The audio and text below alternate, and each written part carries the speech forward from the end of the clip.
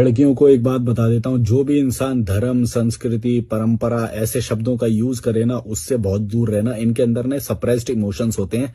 तो अगर आपको लड़की को किसी भी चीज से सबसे ज्यादा खतरा है, किसी व्यक्ति से, तो वो ऐसा ही व्यक्ति होगा हमेशा जिसके अंदर सप्रेस्ड इमोशंस होंगे, जो लड़कियों के साथ बचपन में नहीं रहा होगा। सोसाइटी कभी कभी माँ बाप ऐसे होते हैं कि बचपन के लड़कियों के साथ नहीं रहे, तो ऐसे लोग ने ऐसी करके बातें करेंगे, धर्म, संस्कृति, परंपरा, हमारा ये, हमारा वो।